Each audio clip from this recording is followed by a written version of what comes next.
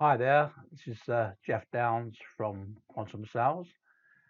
Delighted to be running this webinar for GDB and delighted to deliver to members, many of whom I know, this idea of a webinar to help with selling in the sort of virtual world that we are currently in and helping you guys as much as possible to use your time effectively both during the lockdown that we have at the moment, but I suspect also um, ongoing that we're going to all end up using virtual tools much more regularly because I think we're going to actually work out that for certain types of meetings with customers and indeed with prospects, I think we'll work out that it's actually more efficient to do things online in many cases, less driving, less of a carbon footprint, or whatever. So yeah, so welcome to virtual selling skills. And during this webinar, I hope I can give you some useful things which will help you and your businesses moving forward.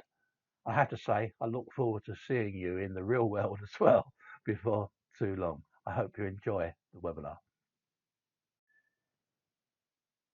So here we go.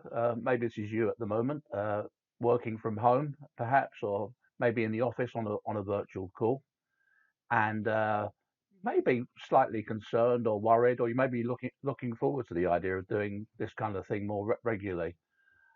So you might be thinking, for a start, um, will this actually work? Is there any substitute for face-to-face selling?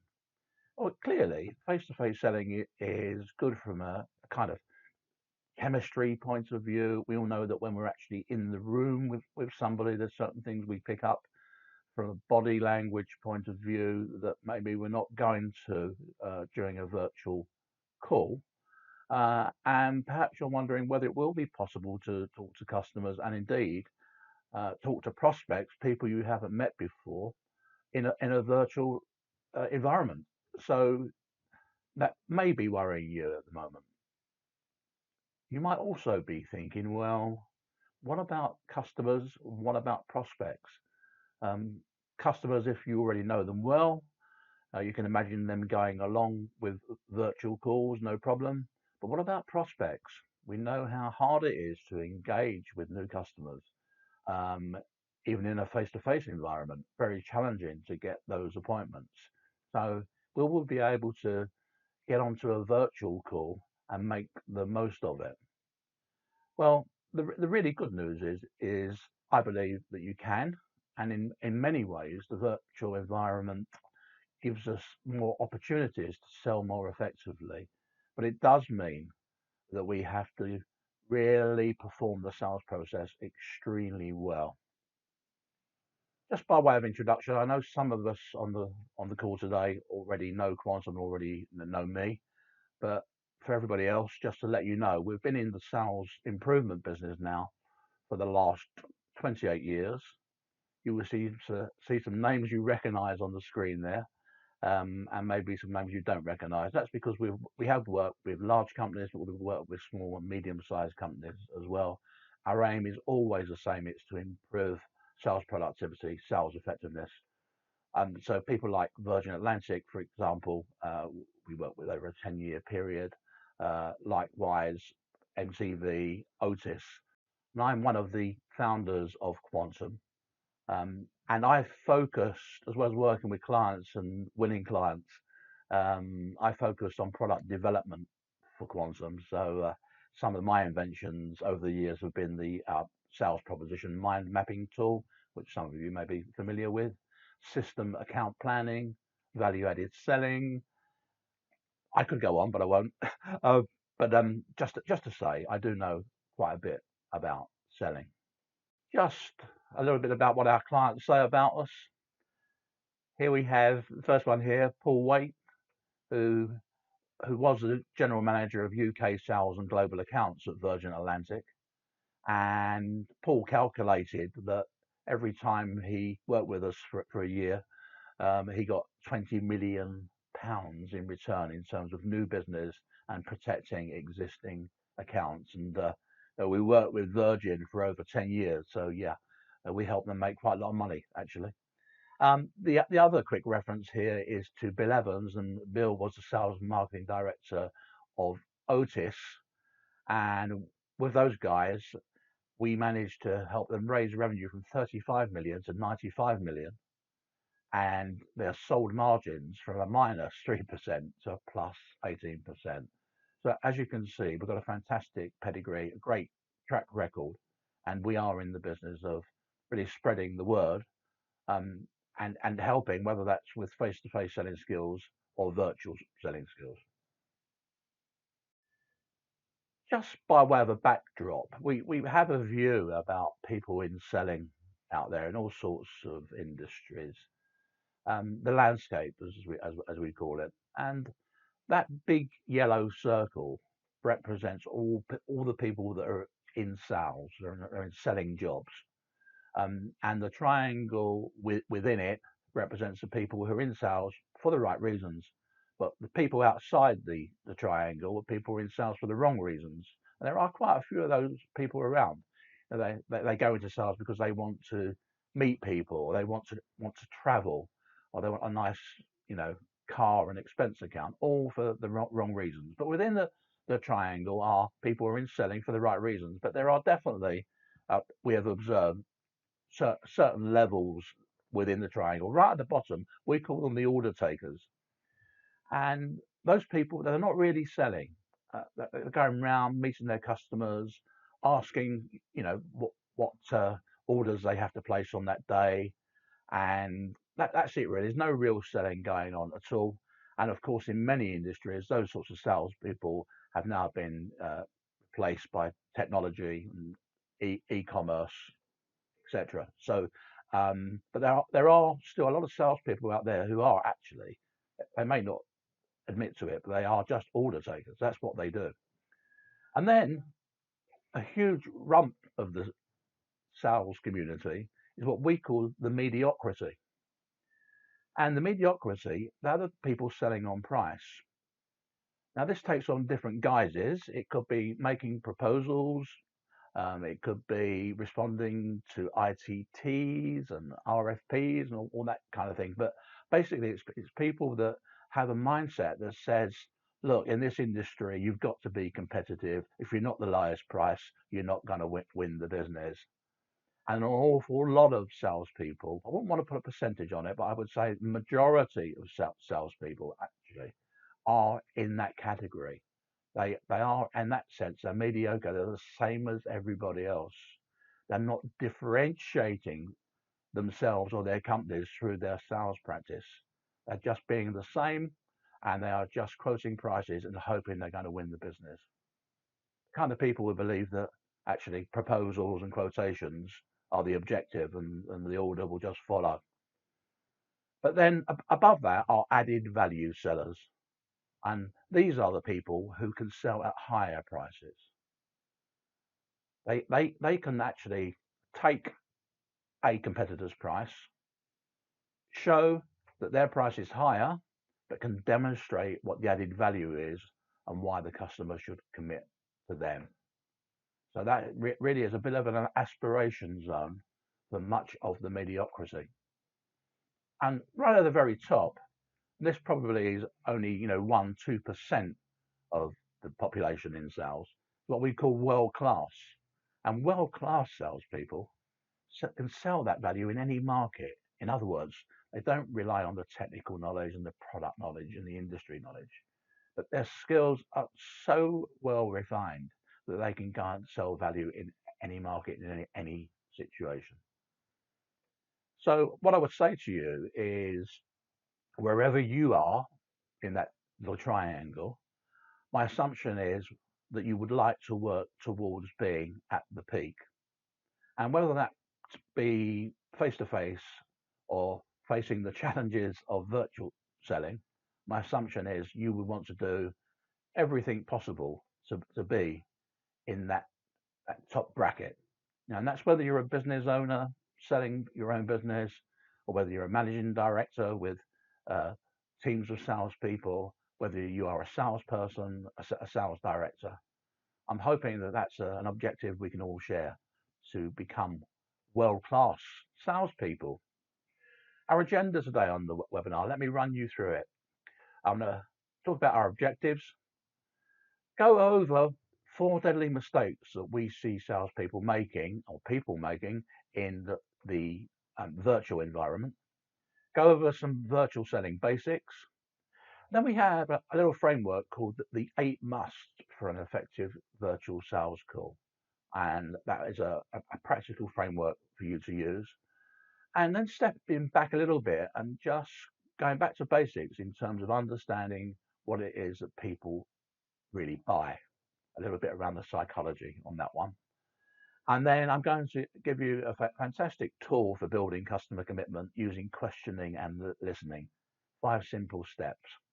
We'll have a bit of a Q&A, and I'll come back with perhaps a few answers, if I can, to the questions that come in during the webinar. And yes, towards the end of the webinar, I am going to give you a special offer so that if you want to take some of these skills forward in terms of your sales career or in terms of your business, I have a very special offer for you today in relation to an extended webinar program. And I'm also, if you can stick around to the end, I've got a bonus download at the end of the webinar. So our objectives. During today's webinar, you will learn how to apply the 8 musts of virtual selling. You understand the psychology of selling in a virtual environment. And this will enable you to change your selling habits quickly. And that would take you on your journey in a virtual environment in a world-class salesperson. I said I'd just give you our observations about the 4 deadly mistakes we see people making when they're selling online. Here's the first one. The poor environment. So in other words, inappropriate backdrop to the video, might be very, very noisy, might be untidy and scruffy in the background. There might be distractions. There might be people walking around. And it's because a lot of people just, wherever they are, they switch their machine on and off they go. And not enough attention is paid to the environment. The other thing we've noticed is for one reason or another, people tend to rush virtual meetings.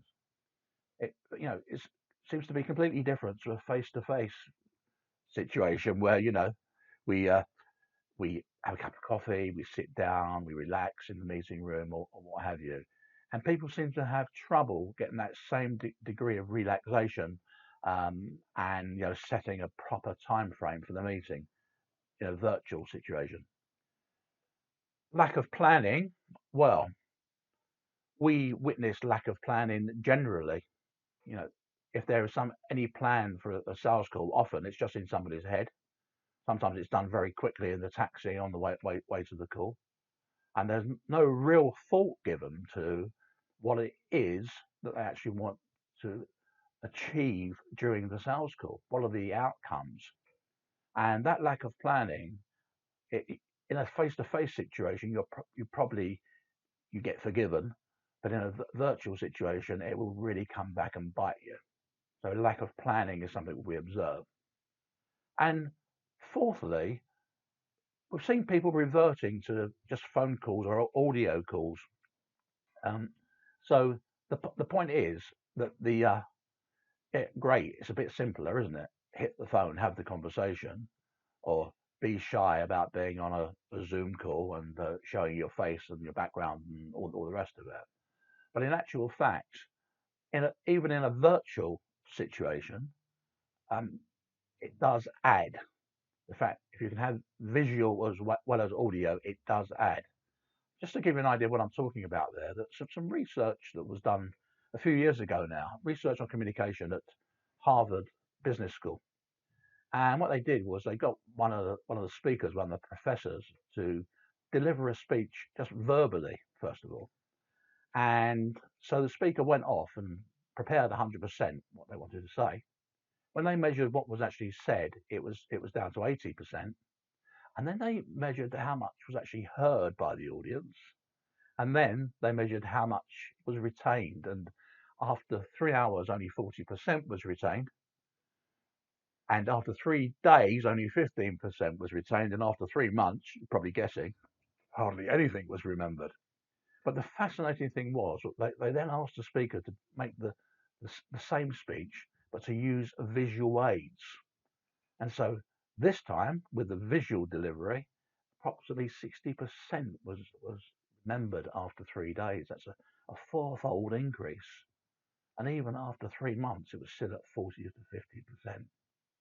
So that's amazing, isn't it? The impact of visual delivery. I think we probably all know that, don't we? That if we're using visual aids and showing some pictures and diagrams, it definitely helps, even in a face-to-face situation, to do that. But it just lends weight to the fact that if we're doing a virtual call, make sure we use video and make sure, indeed, where appropriate, we use slides. And just to bookend this, they also, in this particular research, asked the people to make notes as well, the audience to make notes, and that meant that the retention level was further enhanced to 60 to 70% retention after 3 months. So I think that tells its own story, doesn't it? So I said I was going to cover the basics. First of all, choose the right environment, right setup, be in a place with not too much noise around, not too many distractions. Do that. Also, check out the technicals beforehand. Don't suddenly realize that you haven't worked out how your webcam works or your speakers don't work.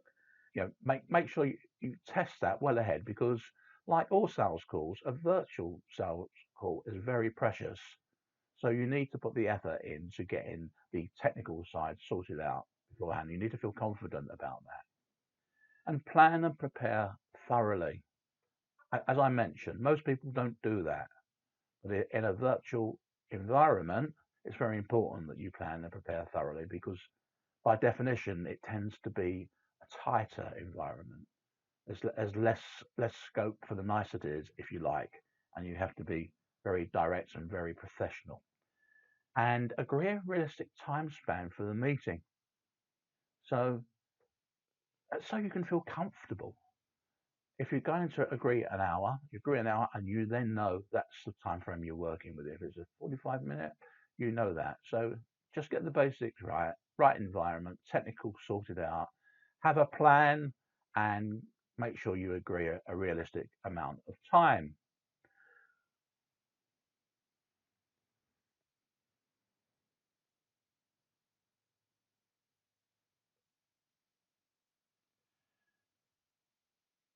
And last but not least, on video calls, make sure you dress appropriately. Now, you wouldn't dream of going to a meeting in a suit with dandruff on your shoulder, would you? So, why do it in a virtual environment? Make sure, in terms of the bit of you that the customer is seeing, usually the top half, that you are appropriately dressed, not in a sort of Woodstock style t-shirt, but in a business shirt. And if in your industry, um, that shirt and tie is the norm, why not? Why not look professional with a shirt and tie on the visual call? So represent yourself as you would face to face, because if you were that guy there with the dandruff, what would their chances be of winning the business? Stupid question, isn't it, really? They wouldn't win the business. So take some care, pay attention to how you're looking.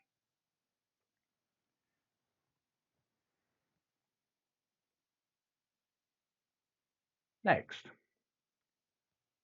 they say you only get one chance to create a good first impression. So the opening steps of a virtual call are extremely important indeed. So let me take you through these 6 steps, which I think will put you in the right place to have a really effective virtual sales conversation. First of all, particularly if there's more than one person, your end and the customer end, do the personal introductions, um, who you are, names, whether you're called Rob or Robert or whatever it is, and also check with the customer as well, because some people, the name might be Jeffrey, but they prefer to be called Jeff. So just little things like that. And the other thing about personal intros is on a virtual call, it's quite hard to have a conversation with everybody sort of talking at the same time. So sort out the protocol. Who's going to be from your end? Who's going to be leading the conversation? Who's going to be asking the questions? And how are you going to signal to bring people in if they've got something to add? So get the personal introductions done. Get the time sorted out. So even if you've agreed in your calendar that you've got an hour put by, always check at this point in the call as well, because things might change. And it's better to know that perhaps if they're restricted to 45 minutes, it's best to know that up front rather than suddenly being rushed when it gets to the 45-minute mark. So always check the time. The next thing is, particularly with a prospect, if you haven't done business with them before, is make sure you give a good company introduction. Now here, I'm not talking about a kind of elevator pitch or a minute to win it at a networking event, but something that just positions the company without making any assumptions. Right? So if you say, for example, how much do you know about my company, ABC? And the client says, well, not very much. I just had a quick look at your website. Just say to them, would it be helpful at this point if I was just to spend a minute giving you a bit of a thumbnail sketch of our organization, just position us and explain who we are and what we do. And that relaxes everybody, gives you a nice platform to move forward with the process. Then state the purpose of the meeting. Nothing too complicated, just something like, if it's a prospect meeting, just say, purpose of the meeting today is an exploratory discussion for me to find out more about your organization, more about you, and to see from that if there's anything we can help you with, and then to agree a way forward from there. And then move quickly then into what we call the motivator. More about this later. But if the first part of the call is going to be about you asking the client questions, they need to be on board with that. They need to understand the reasons why they should answer your questions and what's in it for them. So a simple example might be, in order for us to make the best use of our time today, can I suggest that we start the meeting by me asking you some questions so that I can understand some of your needs and requirements. Then I can make sure that I just talk about the things that are relevant to you, and that will make the best use of our time today. Is that okay? Something like that. And then when the client nods to that, we can then move on with our first question, which actually will be a broad, open question. More about that when I get to the section of the 5 ways to gain customer commitment. So that's the introduction. But what are the 8 musts for an effective sales call? Well, reinforcing some of the things I've already said. Number 1, agree the time for the call up front. And very importantly, produce a pre-call plan. Focus on the outcomes required. And I mean that in relation to the customer commitment that you are looking for by the end of this sales call.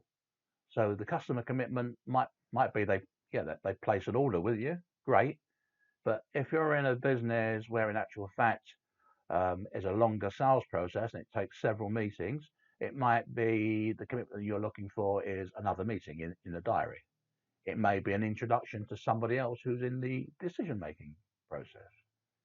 It may be agreement to follow up with a phone call in a week's time, whatever it is. But the important thing is, it's the customer's commitment, not yours. So not an outcome whereby you're going to go off and write a proposal. That's your commitment. It's the customer commitment that we're looking for. Thirdly, identify the decision-making process. When we research with our clients the reasons why they lose business, Normally, when we ask the sales guys, they say it was a price problem. And usually, when we research it, it's not a price problem at all. And it's never a price problem, actually. It's a value problem that the people they are selling to do not perceive the extra value. And often that's because we haven't identified who the real decision makers are. We haven't spoken to them. We haven't had a conversation with them. So we haven't had a chance to sell them the value. So most businesses are lost because the decision making process is not understood. And the people within that process are not understood. And the roles those people play in making the decision are not understood either. So it's very, very important in a virtual sales situation as it is face to face. It will win us more business if we just spend more time identifying the decision making process. Fourthly, and this is the graveyard of so many people in sales, they pitch too early. They get their laptop out, they get their portfolio out, and or too early, probably sometimes within the first 5 minutes, they start showing up and throwing up is a term that sometimes used. I prefer they throw mud at the wall and hope some of it's gonna stick. And of course, it's not effective. What we need to do is to ask questions and agree needs and wants with the customer. Do that first of all. Put them in a nice box. Summarize the needs and wants. Agree them. And then we have a great platform for presenting our solution. And that platform is about connecting our solution with those agreed needs and wants. And we can form that linkage in a very effective way if we do number 4 properly. If we don't, we're probably not connecting at all. And then we get problems with people not perceiving value, price pressure, and all the rest of it. But after we've done that, we can then quantify the benefits of our solution. If we really understand needs and wants, we should be able to put numbers on it. We should be able to say, not just, oh, this will improve your productivity, but you should be able to demonstrate this will improve your productivity by 3%, which is going to make you an extra £2 million next year. So that's what I mean by quantification. The more effective we are with our questions, more it's going to be possible for us to present real benefits. And also use appropriate proofs, because if you've done a great job in convincing them that yes, your solution is going to bring lots to them, the thing you're dealing with then is getting them to believe it. They might be a little bit skeptical about it. So proofs really are about the evidence, the substantiation, whether that's customer testimonials, case studies, illustrations, charts, whatever it is. But make sure that you provide the proofs. The other thing we must do is understand objections. We don't want to sweep them under the carpet and hope they'll go away, because they won't. We need to understand what the objections are, or concerns, or whatever you want to call them, whatever those little pushbacks are, and then seek to overcome them. We say there's really only one objection to fear, and that's the one you don't know about. So think about that. And last but not least, make sure you do gain commitment to the next stage, whatever that next stage is that you plan, and keep the initiative.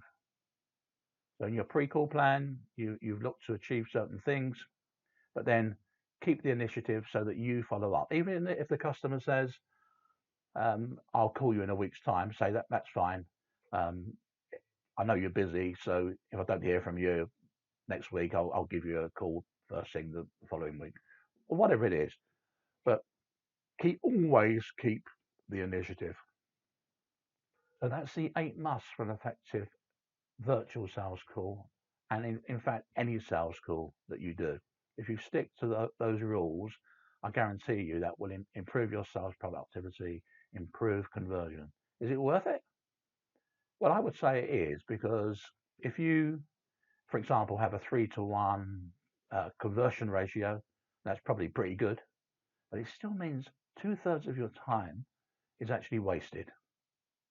Think about what you could do with that time if you can cut down on that 2/3 wastage.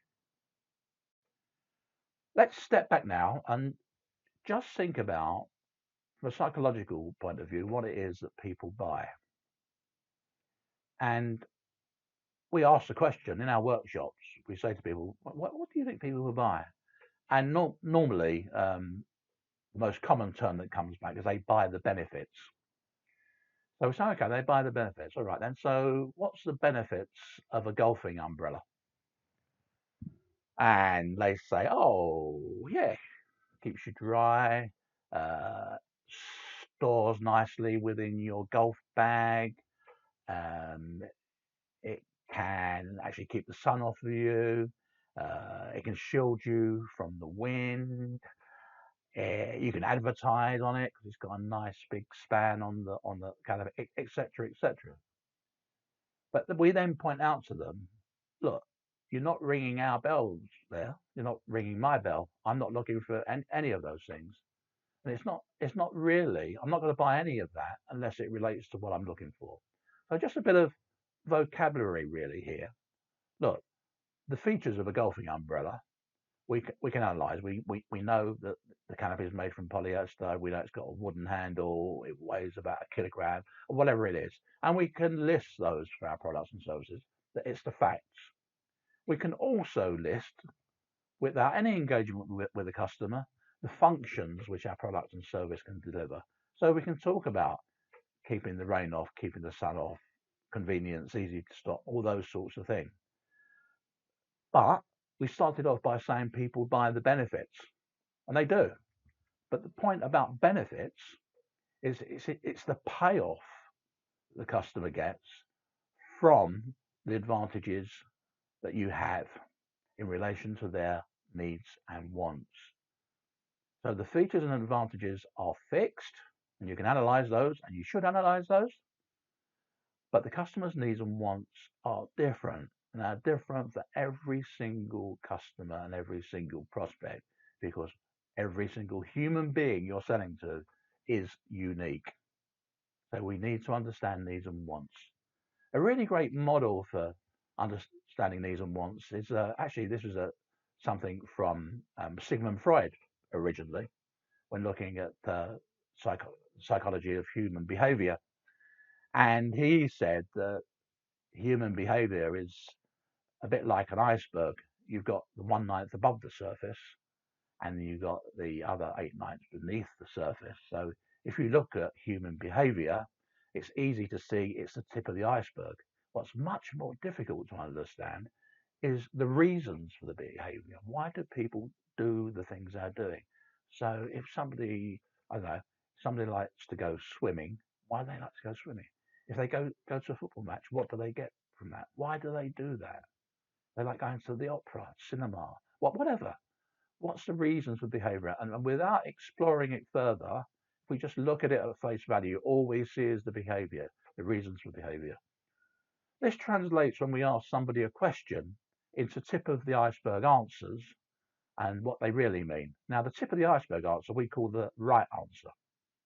So, a great example we use, we go into a shop. You think about this. You go into a shop and the assistant says to you, "Good morning, can I help you?" What do we say? You normally say, "That's right."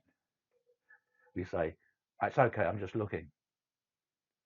Well, 9 times out of 10, we actually do need their help. But we're not ready to give them that real answer because they haven't earned the right yet to have any sort of dialogue with us. We need to relax. We need to feel comfortable with talking to them further about what help we need. And this translates itself in a, if you like, commercial setting into when we ask customers about what their needs are. So we might say to them, what criteria will you use to choose your supplier for this particular item? And they come up with a list of needs, and they're normally quite logical. They'll say quality's got to be right, service, after sales. They go through a whole list, price, delivery, right through a whole list of things. And what they're telling us about is that tip of their iceberg. And they tend to be logically based needs. So the kind of things that could be set out in a request for proposals, where the specification is laid out, if you like. But underneath is the people we're selling to. It's their wants, it's their emotional side of things. What is it they're trying to achieve and why? In other words, what's in it for them? And the wants tend to be things like status, prestige, ego, security, personal growth, being seen to be making the right decision, all of those things. So it's a bit like, I need a car, but I want a BMW. You know, a car, it gets me from A to B, basic need, but I want a BMW for some reason. I think that we can all work out the reason why that might be. And that's the bit we need to get to. Sure, we've got to understand needs, but also we've got to understand those wants as well. And probably on a virtual call, getting, if you like, beneath the skin of the prospect or the customer is is probably more challenging than a face-to-face environment. But if we were aware of this principle of the iceberg and get into the wants as well as needs, at least we can set out to do that in terms of the way we conduct ourselves. Talked about taking extra care, and this is absolutely central to that. Take the care to understand your prospect's wants. Right. So we've talked about customers' needs and wants, but of course, we're not therapists or counsellors. We're not trying to understand needs and wants to give some people some psychological support. We're trying to sell them something, aren't we? So funnel technique is a questioning technique. And it starts with the idea of us being very aware of what our sales propositions are in the first place. So if I go back to the what people buy, the features and advantages, in other words. And I'll be, as your free download at the end of this webinar, I'm actually introducing you to a white paper that helps you to understand how to construct your sales proposition. That's where it starts. And that leads us to working out what needs and wants are we looking to define. So it leads us to the questions we want to ask. And sometimes funnel technique is described as letting other people have our way. And it's about controlling the conversation to define needs and wants for your solution. As I said earlier, it starts with the motivator. So as you come out of the opening steps of the call, you motivate the customer to answer our questions. And the more they're on board with that, they can see the reason, the more bought in they are, they see what's in it for them, the easier the conversation is going to be. We then proceed with our questions. We're going to start with a broad open question, and then we're going to work down the funnel with progressive open questions that lead us to pinpointing needs and wants, and maybe a few closed questions to actually get the complete picture. So open questions, as I'm sure you know, tend to be questions that start with what, why, where, who, which, those kind of words, or maybe describe to me, tell me about. But what about the difference between broad and progressive? So, quick example, if I was talking about the weather and I said, oh, how cloudy is it today? Compared with what's the weather like today? I'm sure you've worked out that what's the weather like today is actually a broader question than how cloudy is it today? Because by asking the broader question, you can leave the answer to the other person. They might talk about how cloudy it is, how hot it is, how windy it is, what the humidity is like, or what have you. So the broader it is, the more you're leaving it to them. So the um, the real benefit from doing it that way is if we ask broad open questions at the right level, got to be careful they're not too broad, not kind of what's the meaning of life. But if we pitch it about right, first of all, we get a nice broad sweep of information coming back from the customer. And that's pretty important, particularly on your first question, getting them talking and us doing lots of listening. But also, if we're going to ask some challenging questions, then we're going to be asking about opinions, implications, how they feel about it, what's going to happen next, to what degree is that going to threaten their job, all those really deep questions. If we go there too soon, you may get a very defensive reaction.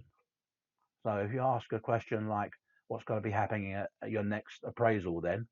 quite early on in the conversation are likely to be shown the virtual door, right? So be careful that you keep the questions broad enough and then gradually work down the funnel.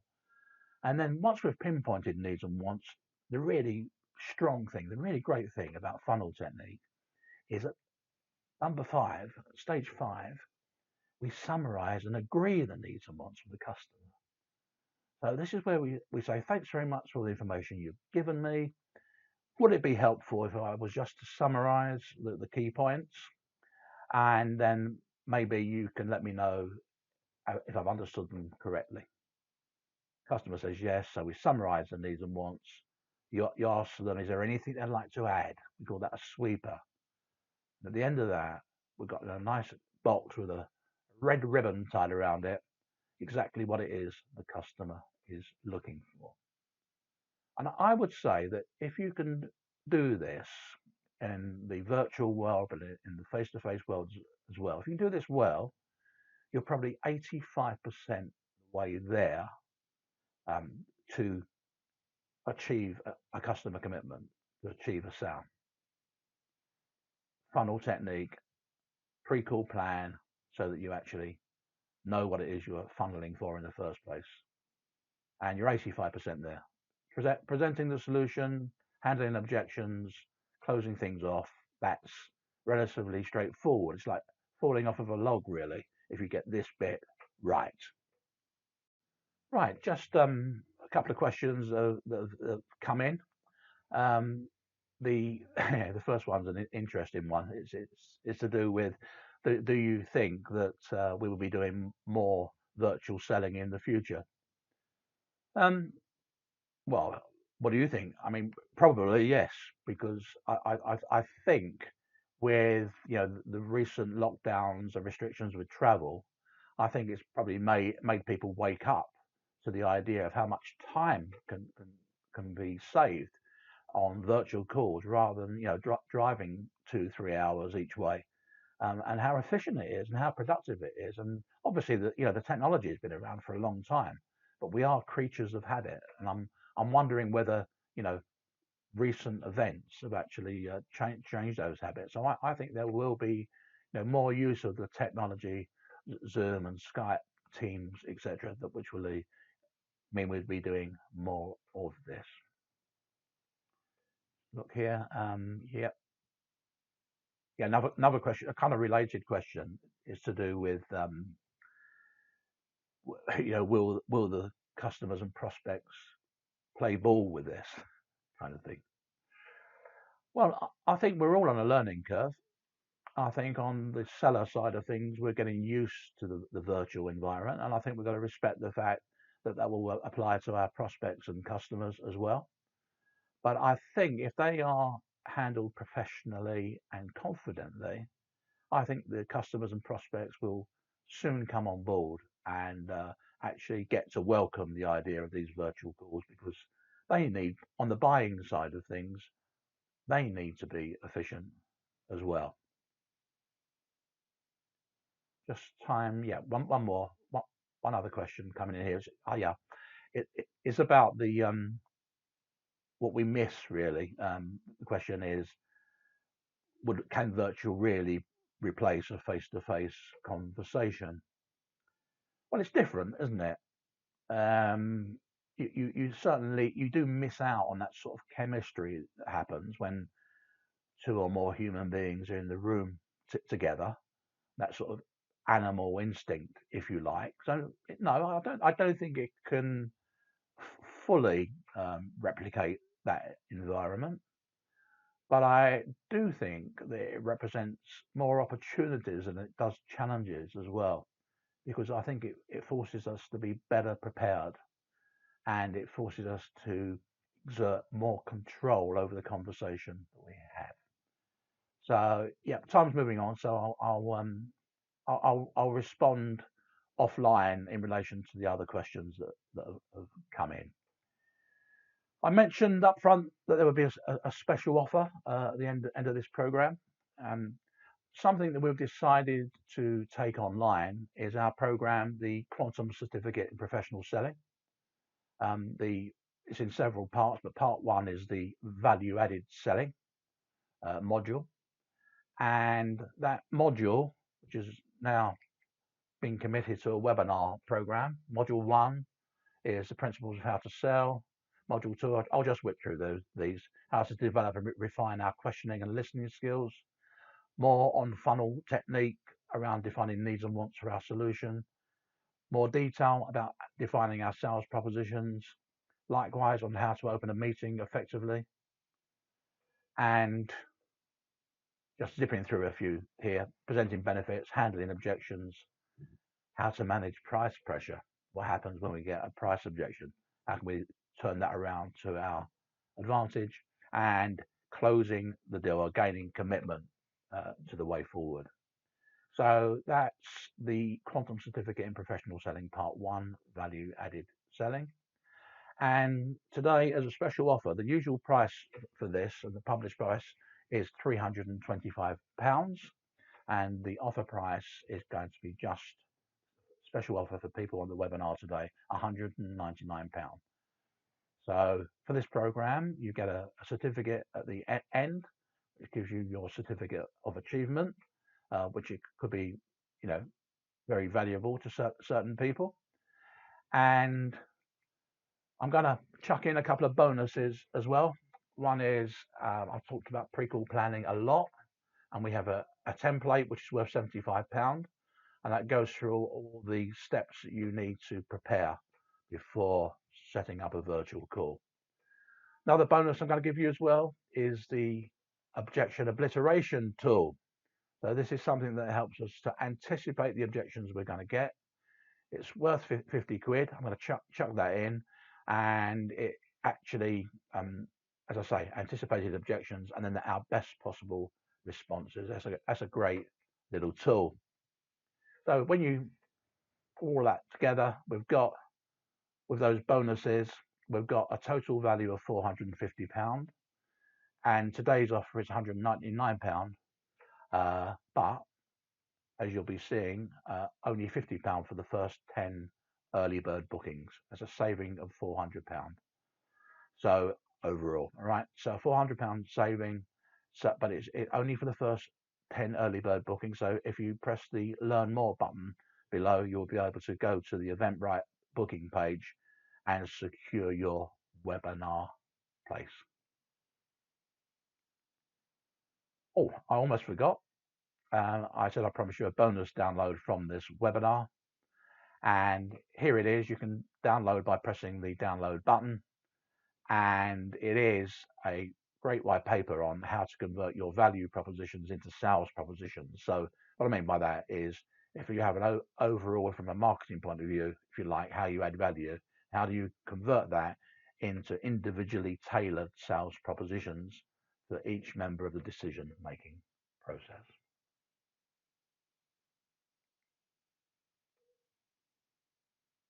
That's it. We're done. Thank you very much for your participation. I'll be giving you access to a recording of this webinar so that if you want to go through it more at your leisure, you can. And indeed, if you want to share it with any colleagues or friends, please do so. Thank you very much.